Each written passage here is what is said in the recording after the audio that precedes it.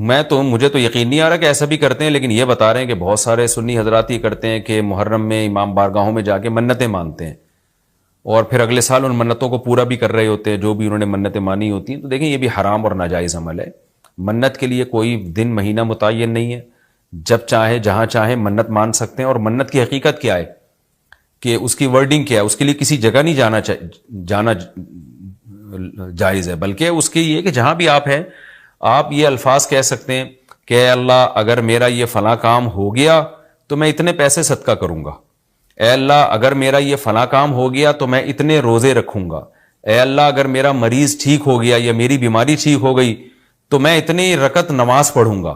اس طرح کی منتیں ماننا جائز ہے. اس کے لیے امام بارگاہ یا مسجد یا کسی مزار پہ جانا حرام ہے. خوب سمجھ لیں، یہ گھر بیٹھے بیٹھے ہو سکتا ہے، یعنی اس کا کوئی جگہ شریعت نے منت کے لیے متعین نہیں کی ہے. اسپیشل اس کام کے لیے آپ مسجد جا رہے ہیں کہ یہ سوچ کے کہ وہاں جا کے منت مانوں گا تو شاید منعقد ہوگی، ایسا نہیں ہے. منت کہیں بھی ہو جاتی ہے. ہاں کوئی مسجد میں نماز کی نیت سے جائے کہ 2 رکعت پڑھ کے اللہ سے دعا مانگوں گا تو ایک الگ بات ہے، اس کے لیے مسجدیں ہیں.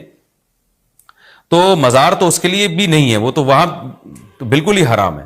تو اس لیے آپ بدعت کی تائید میں امام بارگاہ جاتے ہیں اور وہاں منتیں مانتے ہیں تو یہ حرام ہے، ناجائز ہے. اس سے منت پوری نہیں ہوگی بلکہ الٹا اللہ کی طرف سے عذاب آ سکتا ہے آپ کے اوپر، کیونکہ اللہ نے جو کام جس طرح سے بتایا اسی طرح سے ہوگا. تو منت کا اصل طریقہ کیا ہے کہ عبادت کی نظر، اس کو عربی میں نظر کہتے ہیں، نظر. تو قرآن نے کہا ہے کہ یوفون بالنذر ویخافون یوما کان شرہ مستطیرا. ہمارے نیک بندے جب کوئی نظر مانتے ہیں تو اس کو پورا کرتے ہیں. اللہ نے جب کام کر دیا تو وہ نظر پھر آپ پوری کریں. تو اس کا طریقہ کیا ہے کہ آپ گھر میں بیٹھیں جہاں بھی ہیں آپ زبان سے الفاظ دہرا دیں کہ اے اللہ اگر میرے مریض کو شفا مل گئی یا میں ٹھیک ہو گیا یا میں امتحان میں پاس ہو گیا تو میں اتنے پیسے صدقہ کروں گا یا کروں گی، یا اتنی رکعت نماز پڑھوں گا یا پڑھوں گی، یا اتنے روزے رکھوں گا یا رکھوں گی. اس طرح کی عبادت کی نظر ہوتی ہے، اس کے علاوہ نہیں ہوتی. بعض لوگ یہ نظریں مان رہے ہوتے ہیں کہ میرا یہ کام ہو گیا تو داتا دربار پہ اتنی دیگیں چڑھاؤں گا. یہ نظر پوری کرنا بھی حرام ہے. کام ہو بھی جائے تو دیگیں چڑھانا جائز نہیں ہے. بعض لوگ یہ کہہ رہے ہوتے ہیں کہ یہ کام ہو گیا تو امام حسین کے نام کی یا غوث اعظم کی نام کی اتنی دیگیں نکالوں گا. یہ سب غلط چیزیں. صدقے کی نظر ہوتی ہے اللہ تیرے نام پہ میں اتنے غریبوں کو کھانا کھلاؤں گا. یہ نظریں ہوتی ہیں صدقے کی، جو اللہ کے لیے ہوتا ہے صدقہ. تو اس میں یہ کہ کھانا کھلانے کی، صدقہ خیرات کی نظر ہو سکتی ہے اور عبادت کی نظر ہوتی ہے. یہ جو مزاروں پہ جانے کی نظر اور فلاں پہ جا پہ چڑھاؤں گا، یوں کروں گا، ایسے کروں گا، یہ جو اوٹ پٹانگ قسم کی نظریں آ رہی ہیں یہ حرام ہے، ناجائز ہیں. اس کی کوئی حیثیت نہیں ہے شریعت میں. ان کو پورا کرنا بھی واجب، نہ صرف یہ کہ واجب نہیں ہے بلکہ جائز ہی نہیں ہے. تو گھر بیٹھے بیٹھے جب چاہیں آپ نظر مان سکتے ہیں. زبان سے کہیں گے تو نظر ہوگی، دل میں نہیں ہوتی. لیکن شریعت نے منت ماننے کو بہرحال پسند نہیں کیا ہے. نبی صلی اللہ علیہ وسلم نے فرمایا کہ جو نظر مانتا ہے نا وہ تقدیر کو تو نہیں ٹال سکتا، اللہ اس کے ذریعے کنجوس سے پیسہ نکلوا دیتے ہیں. یعنی تقدیر میں بیماری ٹھیک ہونا ہوگی تو ہو جائے گی، کامیابی ہوگی تو ہوگی، وہ تو. لیکن کیا ہوتا ہے کہ بندہ ٹھیک ہو جاتا ہے اور جو آدمی کبھی صدقہ نہیں کرتا اس بہانے اس کی جیب سے، کنجوس کی جیب سے پیسے نکل جاتے ہیں. ویسے تو دے نہیں رہا تھا صدقہ تو اللہ نے بیماری میں ڈال دیا، چل اب منت مان تاکہ میں بیماری ٹھیک کروں اور تو اب پیسے نکال یہاں سے. تو کنجوسوں کے ذریعے، کنجوسوں کا پیسہ نکلوانے کے لیے یہ کام ہوتا ہے. بے نمازیوں کو نماز پڑھوانے کے لیے، جو روزہ نہیں رکھتے ان کو روزہ رکھوانے کے لیے. تو اس حدیث سے پتہ چلتا ہے کہ منت اور نظر کو جائز ہے لیکن پسند نہیں کیا گیا. علماء نے اس کی وجہ بیان کی ہے کہ یہ ایک طرح سے نا اللہ سے ایک طرح کا مقابلہ چل رہا ہے کہ اللہ میرے مریض کو یا مجھے ٹھیک کر دے تو میں اتنے روزے رکھوں گا. یعنی بارگیننگ ہو رہی ہے اللہ تعالیٰ سے کہ اگر نہیں ٹھیک کیا تو میں نہیں رکھتا، جا بھائی. اے اللہ اگر میں پاس ہو گیا نا تو میں 1,00,000 روپے صدقہ کروں گا، اگر نہیں ہوا تو ہم بھی صدقہ نہیں کر رہے. تو ایک طرح کا نا مقابلہ چل رہا ہے. عبدیت یہ ہے کہ اللہ تو مجھے پاس کرے گا تو بھی 1,00,000 روپے دوں گا، نہیں کرے گا تو بھی 1,00,000 روپے دوں گا، اس لیے کہ میں تو تیرا بندہ ہوں. لیکن تو مجھے ویسے ہی پاس کر دے امتحان میں، چاہے میں 1,00,000 دوں یا نہیں دوں، میں تو تیرا بندہ ہوں، میں تو فقیر ہوں. فقیر بارگیننگ تھوڑی کرتا ہے.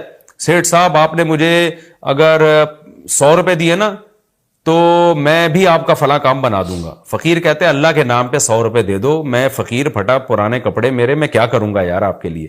تو اللہ سے بھی بھکاریوں کی طرح مانگنا یہ اللہ کو زیادہ پسند ہے. منت ماننا بھی جائز ہے لیکن پسندیدہ کام نہیں ہے. ہاں جس طرح سے امام بارگاہوں میں یا مزاروں میں جا کے منتیں مانی جا رہی ہیں وہ بالکل حرام ہے، بالکل ناجائز ہے. اور اس کے لیے محرم کا دن متعین کرنا یہ سمجھ کے کہ اس میں منت زیادہ پوری ہوگی، یہ بھی حرام ہے، ناجائز ہے اور بدعت کی تائید ہے. اس سے آپ سب لوگ اجتناب کریں، اس سے گناہ ملتا ہے۔ خواتین کا قبرستان جانا اگر منع ہے تو وضاحت فرما دیں کہ کیوں منع ہے؟ خواتین کا قبرستان جانا کوئی حرام ناجائز نہیں ہے، منع کیا جاتا ہے احتیاط کی وجہ سے، حدیث میں بھی ممانعت آئی ہے، لیکن پھر اس میں علماء کا اختلاف ہے کہ بعد میں ان کو پرمیشن ملی تھی کہ نہیں ملی تھی۔ باقی منع اس لیے کیا جاتا ہے کہ جانے میں کوئی فائدہ ہے نہیں۔ قبرستان ایک ایسی جگہ ہے جہاں انسان جاتا ہے تو آخرت کی یاد تازہ ہوتی ہے، وہاں بھی اگر خواتین پہنچ جائیں گی تو جو قبرستان جا کے آخرت کو یاد تازہ کریں گے وہ بجائے آخرت کے دوسری چیزوں میں، جیسے بازار کا ماحول ہوتا ہے نا، تو وہ والا ماحول بن جائے گا وہاں پہ۔ خواتین کو کنٹرول کرنا بہت مشکل ہے کہ پردے کی وہ قبرستان بھی لپسٹک لگا کے جائیں گی، میک اپ کر کے جائیں گی، یہ ہوگا کہ نہیں ہوگا؟ اچھا سا کپڑے نکالیں گی، گھر سے جب نکلتی ہیں تو ڈسٹمپر کے ڈبے خالی ہوئے بغیر کہ کہاں جاتی ہیں؟ تو یہ قبرستان کے آداب جو ہے نا اس پر عمل نہیں کر سکتی، چندے کر لیتی ہیں لیکن میجورٹی کی بات ہوتی ہے نا، یہ نہیں کریں گی۔ پھر وہاں جا کے بھی بہن سناؤ، کوئی دوسری مل گئی وہاں بیٹھ گئی قبر پہ ہی، وہ مردہ کہہ رہا ہے یار کچھ پڑھ پڑھا کے کچھ بخشوانے کی کوشش کرو، وہ اپنے دکھڑے لے کے، اور بہن سناؤ تم کب بیوہ ہوئی؟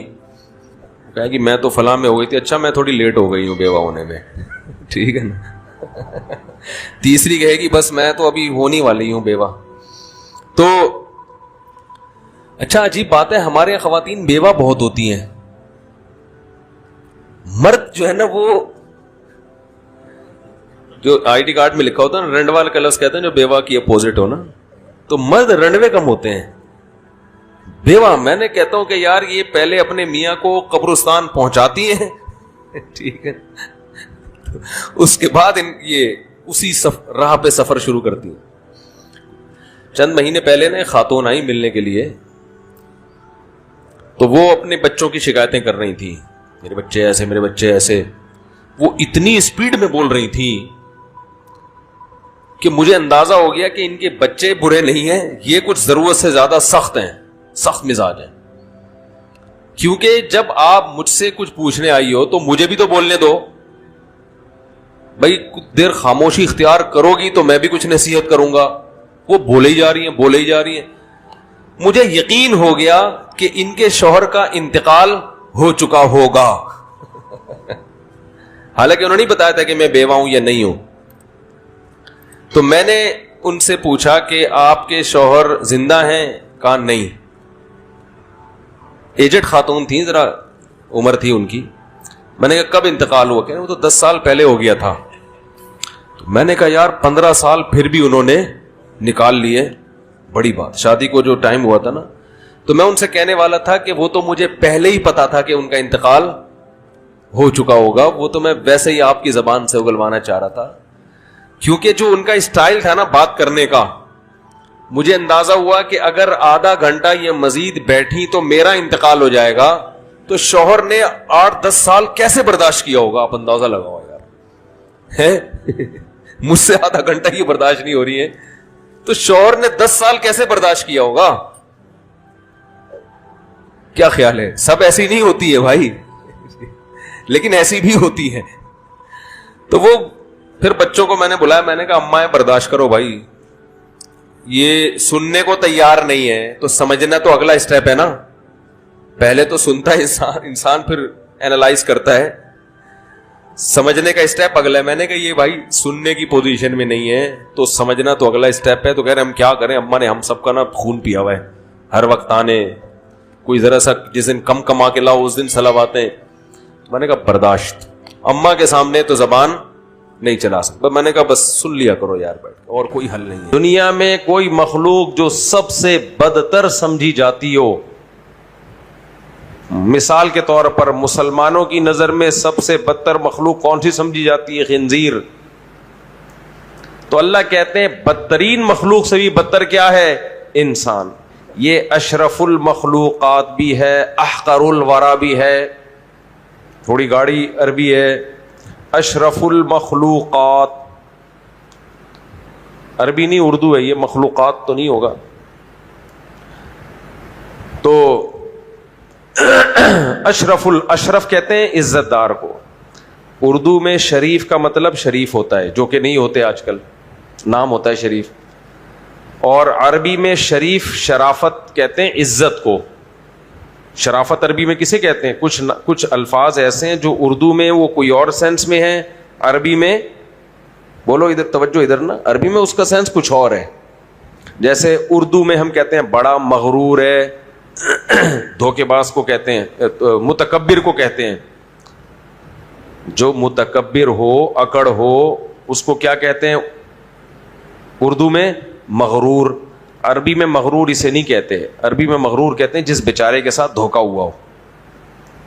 جس بیچارے کے ساتھ دھوکا ہوا, ایک چیز کسی نے بہت مہنگی قیمت پہ آپ کو بیچ دی تو آپ کو مغرور کہا جائے گا, یعنی جس کو بیچارے کو دھوکا دے دیا کسی نے. تو کچھ الفاظ عربی میں کوئی اور سینس, اردو میں دیکھو عربی میں غریب اجنبی کو کہتے ہیں, کوئی مسافر ہو اس کو غریب کہتے ہیں چاہے وہ کروڑ پتی ہو. لیکن اردو میں غریب کسے کہتے ہیں؟ جس کو عربی میں مسکین کہتے ہیں. تو کچھ الفاظ نا اردو عربی میں چینج ہوتے ہیں. تو اسی طرح میرے بھائی میں کیا مثال دے رہا تھا, شریف نہیں کہہ رہے گدھے کی مثال دے رہا تھا, شریف کی مثال دے رہا تھا. تو شریف کا لفظ عربی میں عزت دار کو کسے کہتے ہیں؟ شرفاء قوم, قوم کے عزت دار لوگ. اور اردو میں کسے کہتے ہیں؟ بیچارہ شریف شرفا قسم کا آدمی. وجہ اس کی ہے کہ جو عربی میں جس کو شریف کہا جاتا تھا نا, عزت دار لوگ, پہلے وہ واقعی شریف ہی ہوتے تھے, تو اس لیے اردو میں پھر ان کو سادہ یا شریف کہا جانے لگا. خیر, تو اللہ تعالیٰ نے انسان کو اشرف المخلوقات بنایا ہے, تمام مخلوق سے سب سے افضل. کچھ فرشتے ہیں جو انسانوں سے افضل کہلاتے ہیں, لیکن اوور آل تمام مخلوق سے افضل کون سی مخلوق ہے؟ انسان. یعنی علماء کا اختلاف ہے کہ کچھ فرشتوں سے انسان افضل ہیں, یعنی وہ ایک لمبی بحث ہے, اس میں نہیں پڑھتا. اوور آل دیکھا جائے تو سب سے افضل مخلوق اس کائنات میں کون ہے؟ بولو انسان. وہی انسان سب سے بدتر مخلوق بھی ہے اللہ کی نظر میں. اولئک کالانعام بل ہم اضل. قرآن کہتا ہے یہ جانوروں کی طرح ہیں, بلکہ جانوروں سے بھی زیادہ بدتر. جانوروں کے بارے میں قرآن نے یہ کہیں نہیں کہا کہ کچھ جانور ایسے ہیں جو بڑی فضیلت والے ہیں, کچھ جانور ایسے ہیں جو بہت کم تر ہیں. بھائی جانور سارے کیا ہیں؟ سیم. جانور سارے کیا ہیں؟ سیم. تو وجہ کیا ہے یہ اچھے اور برے کی تقسیم انسانوں میں کیوں ہوتی ہے, جانوروں میں کیوں نہیں ہوتی؟ سوال پیدا ہوتا ہے کہ نہیں ہوتا. آپ کہہ سکتے ہیں مفتی صاحب آپ کو غلط فہمی ہوئی ہے, جانوروں میں بھی اچھے اور برے کی تمیز یعنی پہچان ہوتی ہے. مثال کے طور پر ہم کہتے ہیں میرا یہ بکرا بہت اچھا ہے, کہتے ہیں کہ نہیں کہتے؟ تو اچھا ہوتا ہے تو کہتے ہیں نا. اور کہتے ہیں یہ بکرا بالکل بھی اچھا نہیں ہے. تو اچھے برے جانوروں میں بھی ہوتے ہیں, صرف انسانوں میں ہی نہیں ہوتے. یہ میرا کتا بہت اچھا ہے, یہ میرا کتا بالکل بھی اچھا نہیں ہے. یہ میری بلی بہت اچھی ہے, یہ میری بلی بالکل بھی اچھی نہیں ہے. یہ کہتے ہیں کہ لوگ کہ نہیں کہتے. بیوی کی بات نہیں کر رہا, بلی کی بات کر رہا ہوں. کچھ لوگ ڈر گئے کہ میری بیوی اچھی کہہ دیا مفتی صاحب نے, تو آپ کہہ رہے ہوں کہ ہماری بیوی کہاں اچھی ہے؟ تو بہتوں کی اچھی بھی ہوتی ہے الحمدللہ, آپ کی نہیں ہے تو ضروری نہیں کہ سب کی نہیں ہے.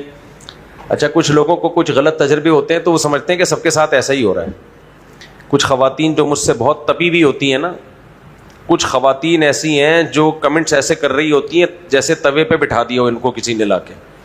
میرے بیانات پہ وہ کمنٹس ایسے کر رہی ہوتی ہیں میرے خلاف کہ جیسے وہ صوفے پہ بیٹھ کے نہیں بلکہ وہ کمنٹس لکھتے ہوئے کہاں بیٹھی ہوئی ہیں؟ گرم توے پہ بیٹھی ہوئی ہیں. کیونکہ میں جب بتاتا ہوں کہ مرد حاکم ہے اس کی اطاعت کرو تو ان کے میاں ظالم ہوتے ہیں. ان کے میاں کیا ہوتے ہیں؟ ظالم ہوتے ہیں.